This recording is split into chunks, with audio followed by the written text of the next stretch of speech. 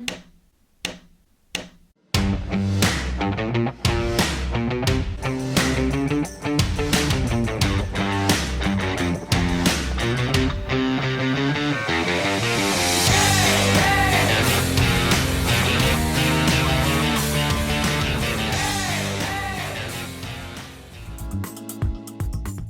Rosie and Bill Show wish to thank our primary sponsors.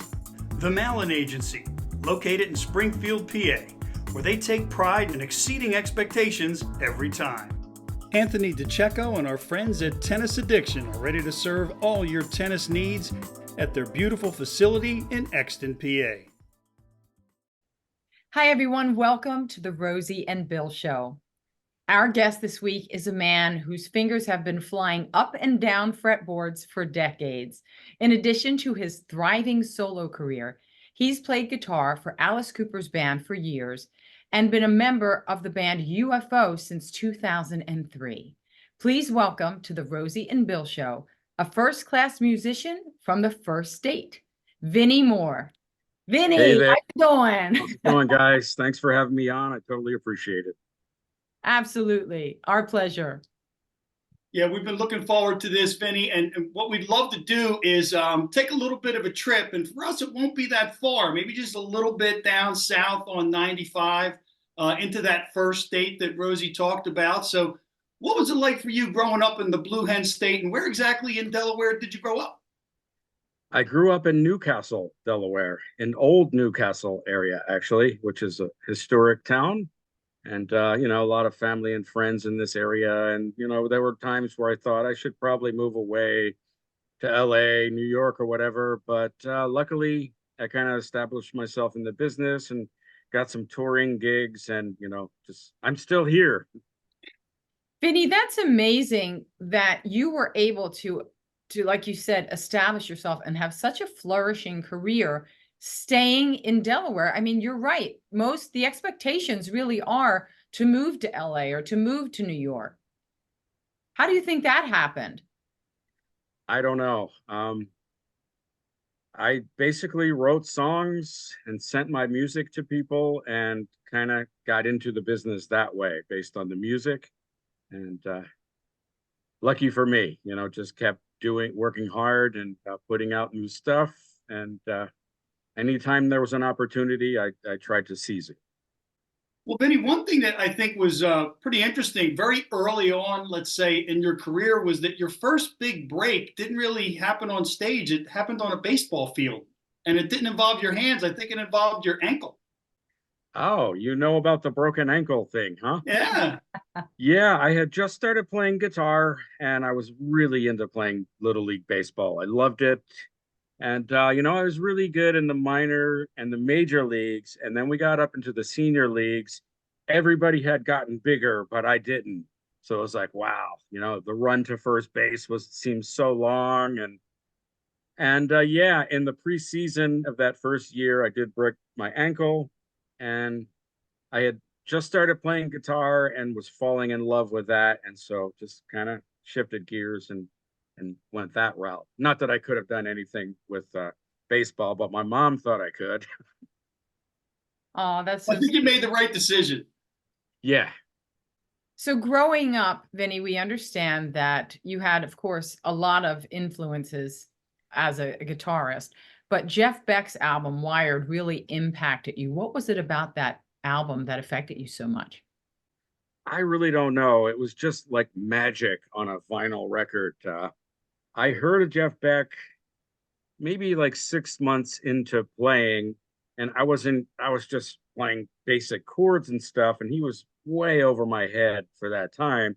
But I heard an ad on the radio saying he was coming to the Spectrum in Philadelphia, and I didn't end up going to the show because I was too young. My parents wouldn't let me go to concerts yet.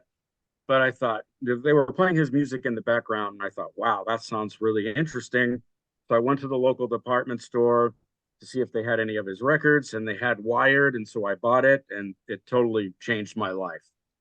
As I became a better musician and a better player and had learned more, it influenced me even more because, it was a deep record.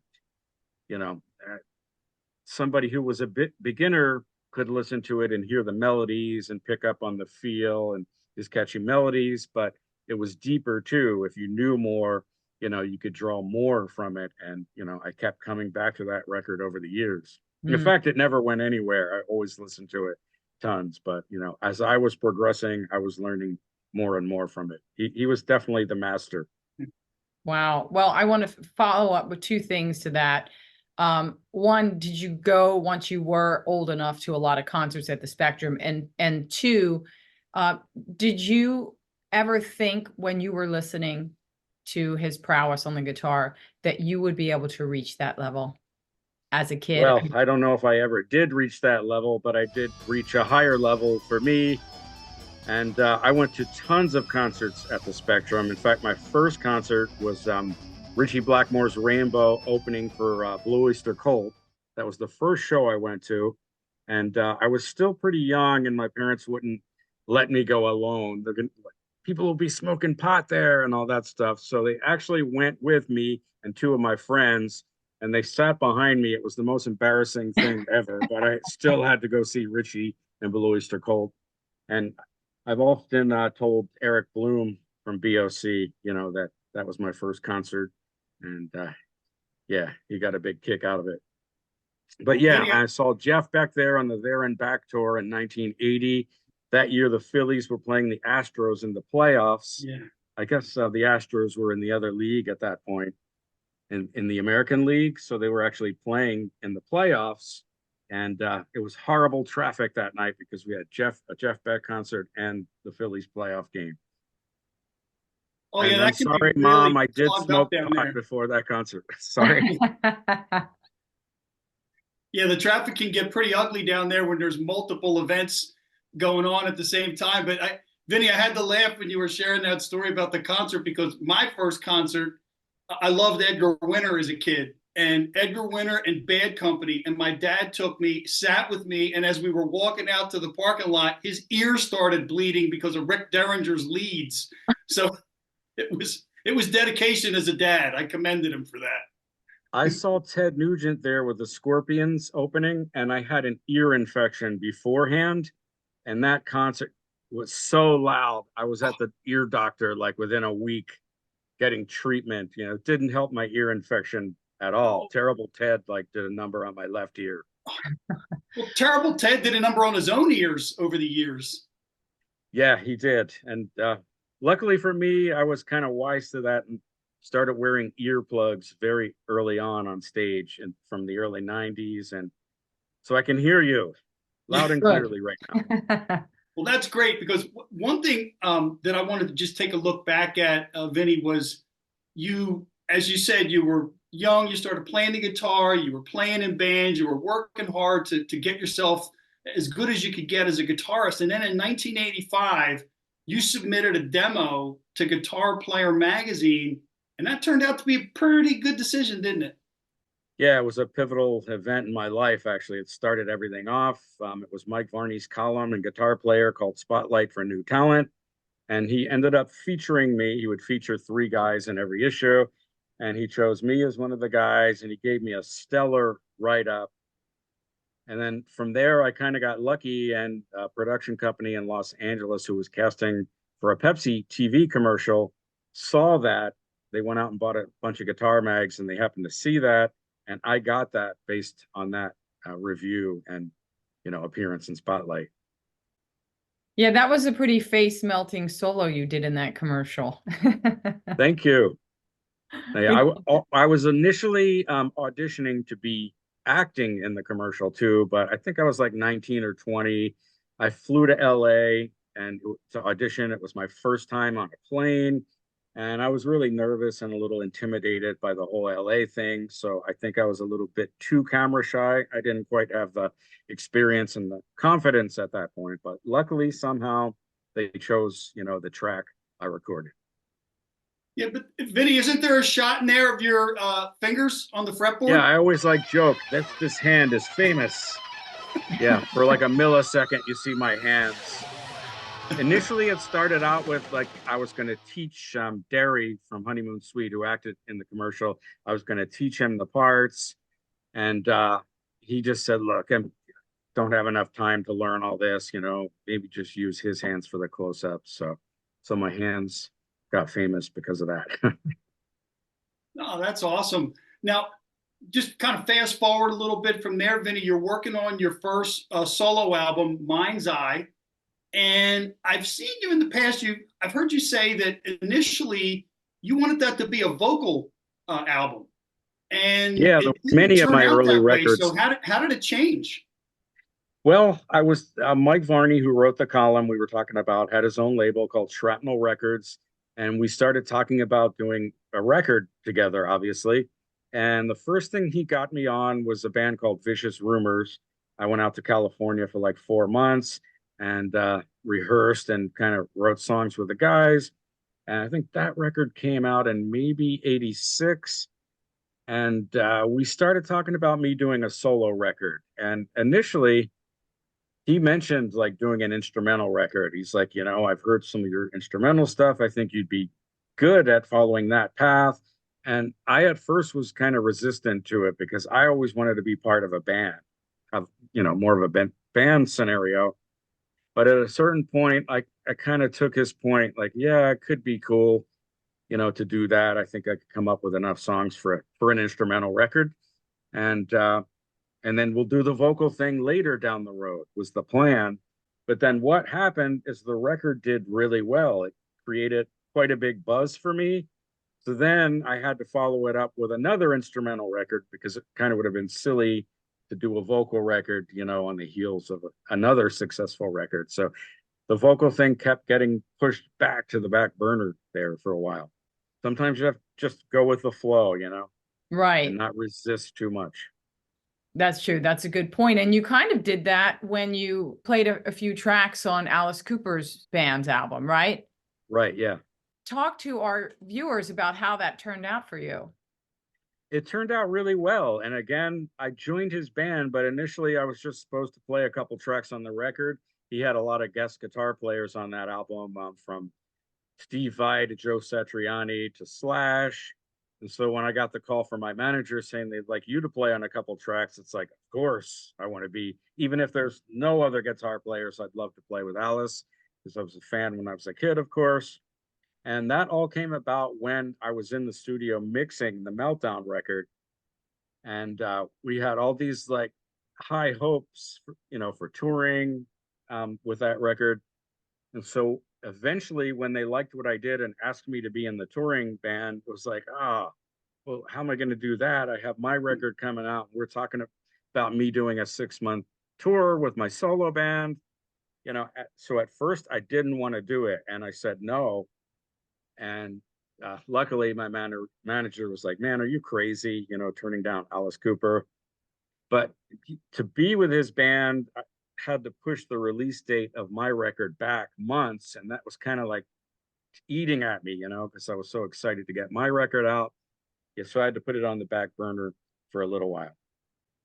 Well, Vinny, the one good thing to come of that, in addition to getting to play with Alice Cooper's band, which was really cool, but from a timing standpoint, when your album came out, you had the opportunity then to open a few shows for another iconic band. And I believe the very first one was at the Spectrum.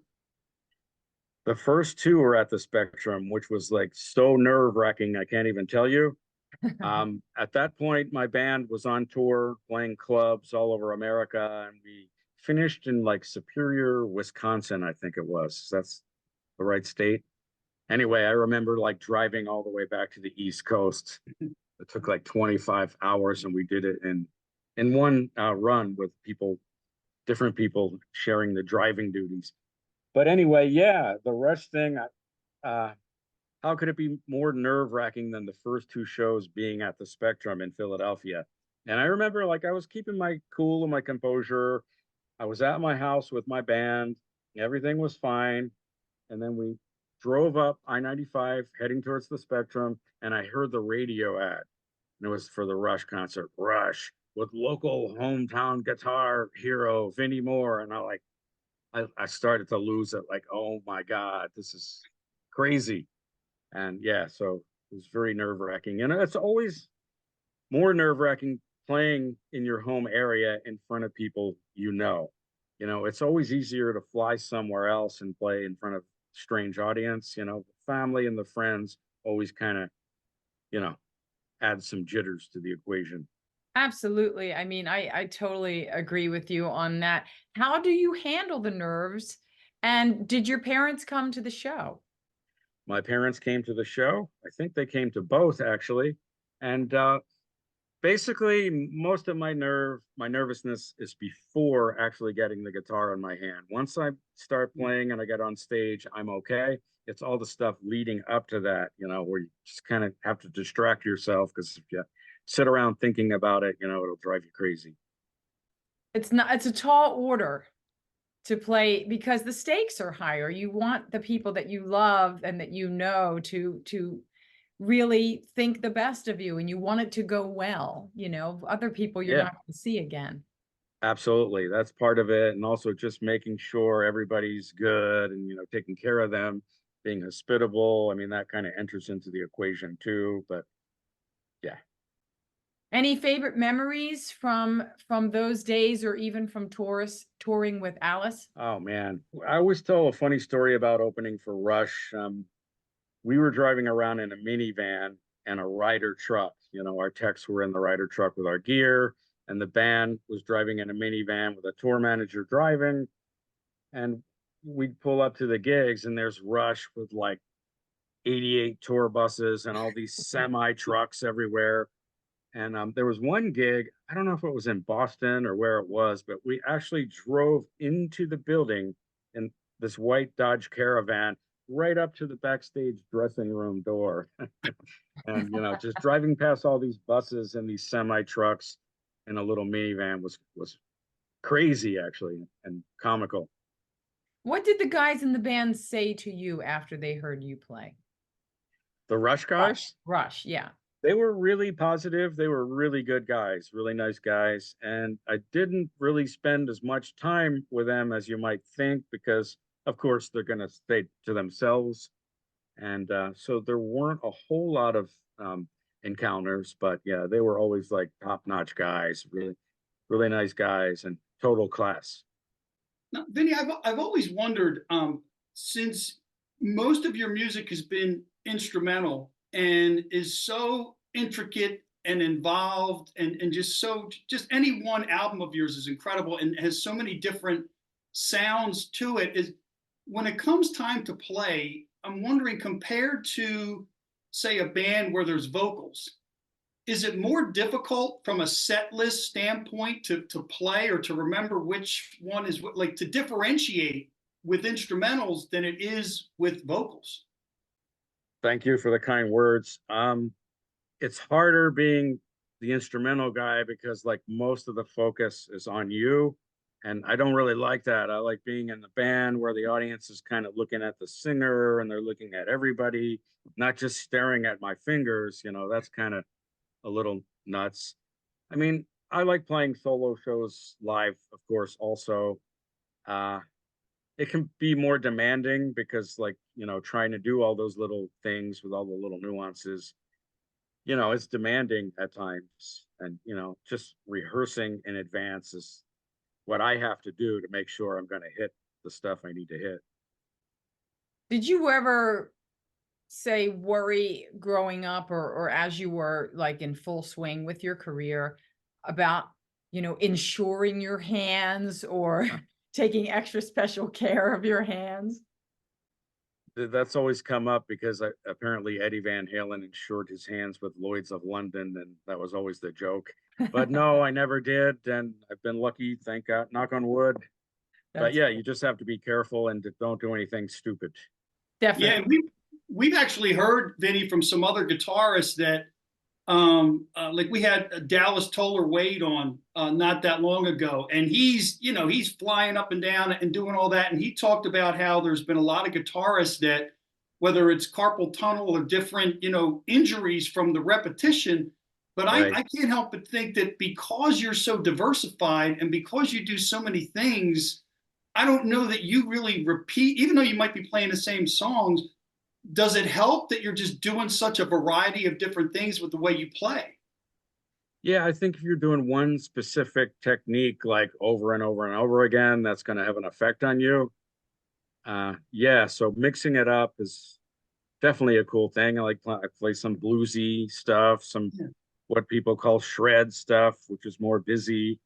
I have a lot of influences musically, and I kind of like I always say I'm a little bit schizophrenic because sometimes I'm a little all over the place musically. But I think that's kind of what you need to be if you're going to do an instrumental record. Otherwise, it's going to get really boring really quickly. I mean, you can't just do the same thing over and over stylistically. The music has to be varied, and you have to cover some ground. There has to be dynamics and contrast. So I've always been conscious of kind of like mixing things up and not just staying on like 10 all the time. The songs, you have to have good songs and melodies that people can sing, in my opinion, anyway, that are catchy. Like, Jeff Beck Wired record, there was like so many like little catch phrases that he played that people could latch on to, even me as a guy who was 12 years old and had only been playing guitar for 6 months. Wow. Well, let's fast forward a little bit. In 2003, you started playing with UFO. How Mhm. did that whole opportunity come about for you? They were looking for a guitar player, and I think their initial plan was to find someone in England. They were based in England. Phil lived there and still lives there, and they were having trouble finding somebody. And so I was told they expanded their search to Europe, and they just weren't finding the right guy. And then at a certain point, we had mutual friends. The guy who had done sound for them had been my guitar tech and tour manager for a while. And then also back in '99, I had done a tour with Michael Schenker opening for him in America. And his manager at the time, Peter Knorn, was out on the road with us for a while. So I got to know him and he became UFO's manager. So when I got the gig, he recommended me as well as this other guy, Jerry Carrillo, who was sound man for UFO at one point, who was a friend of mine. So two people recommended me. And basically, I made a CD for Phil. I think it was 11 songs. And I tried to pick like different songs from different records just to kind of give him a variety of, what I was all about. And I really didn't think much of it. I honestly didn't think I would be chosen, but like 10 days or maybe 2 weeks later, I got a call saying, yeah, Phil likes, your music and wants you to do it. And so that's all how it all came about. They were looking and we had mutual friends who recommended me. Well, here and Vinny, what amazes me with that is that yeah, it turned out really well, but it also going on a couple of decades, 20 years as part of that band, and you've been cranking out album after album on the solo side as well. Like, how do you do it all? I don't know. I just always have to be working or I get really nervous. If I'm not working on something, I'll go crazy. I have a lot of energy and, always have to like kind of place it somewhere. And so I like to stay busy. That's what's best for me. But yeah, when I first got that gig, I thought, hey, this is a cool thing. Maybe it'll last 3, maybe 5 years at the max. And then years just started going by so quickly. And like here we are 20 years later, and it's like, wow, did that just really last 20 years of my life? It's kind of insane. That time flies for sure, especially when you're doing what you love. Yeah, totally. Along those lines, is there anything that you would have done differently? Are there any regrets or sacrifices maybe that you wish you didn't have had to make? Um, if you look back, you know how things unfold. So you could always say, I should have done this or I should have done that. But it's always going to be that way. If I go back and I changed one thing, maybe things are totally different now in a negative way. Who knows? So I'm happy to just accept the way things went.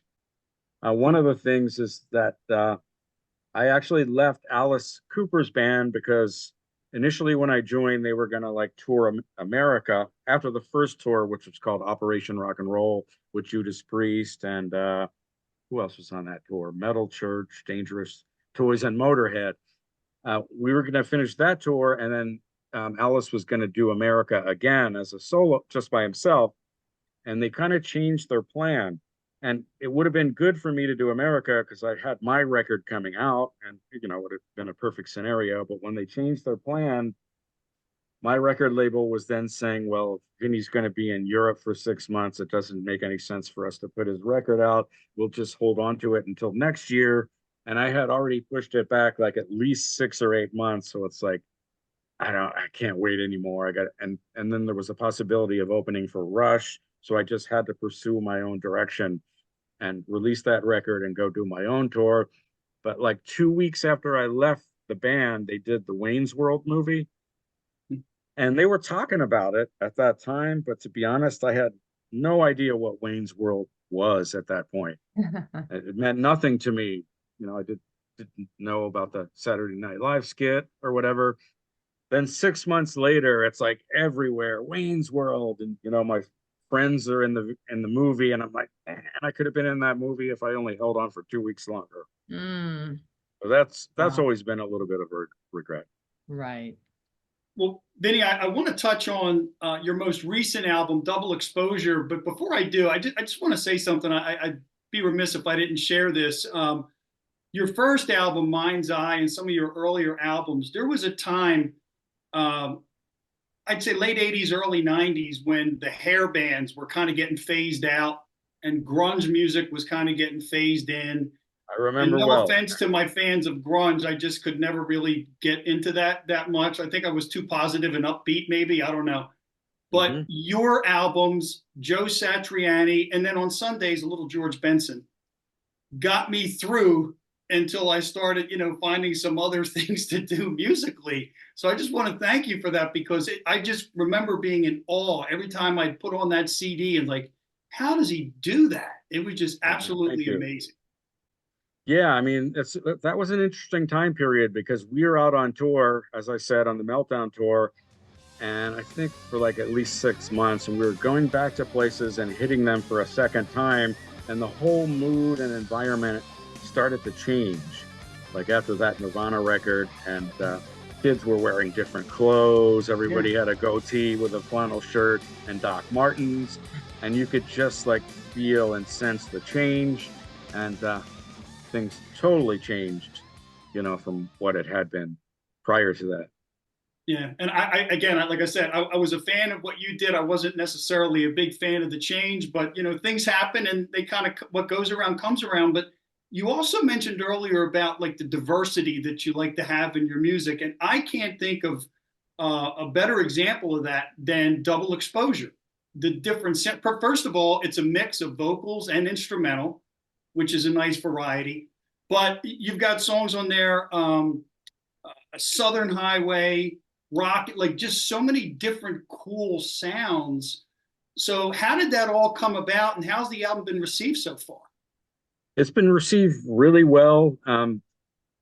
As I said, my stuff's all over the place because like I don't have a huge attention span. I get bored with things and I have to follow kind of different areas. And I was into a bunch of different styles of music growing up: rock, blues, jazz, fusion.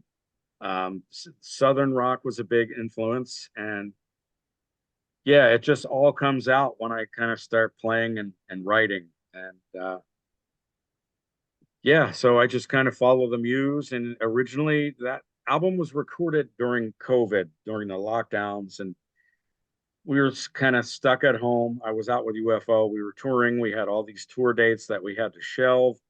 And so it's like, okay, what do I do? And nobody knew how long that period was going to last.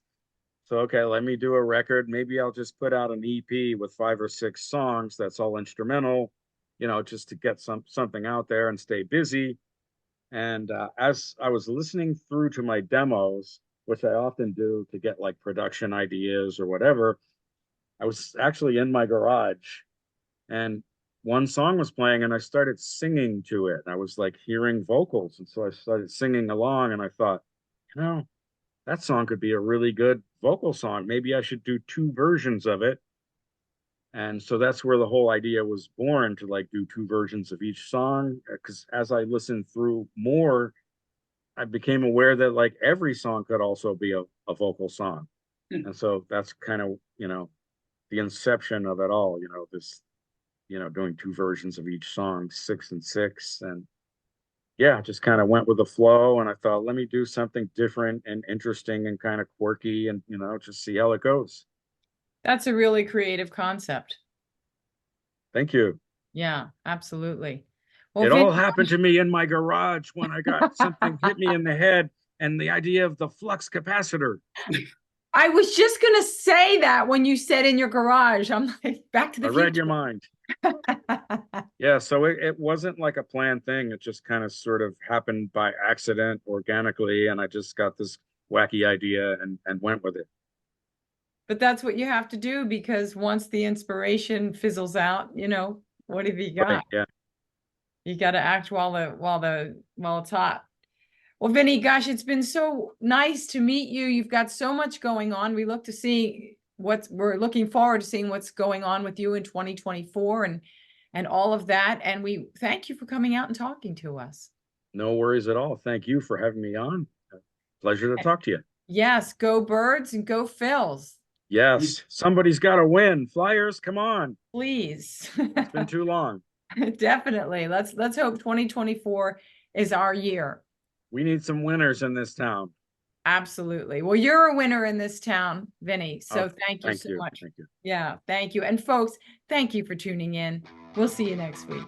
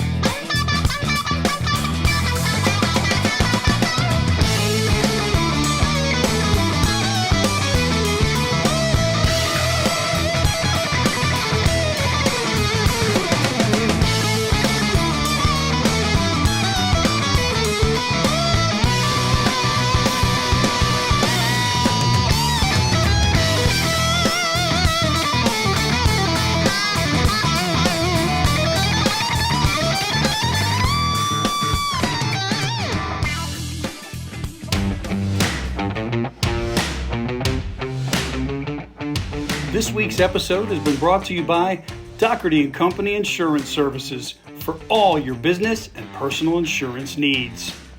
Our friends at Tennis Addiction in Exton, PA. And the Malin Agency, where exceeding expectations is how they do business.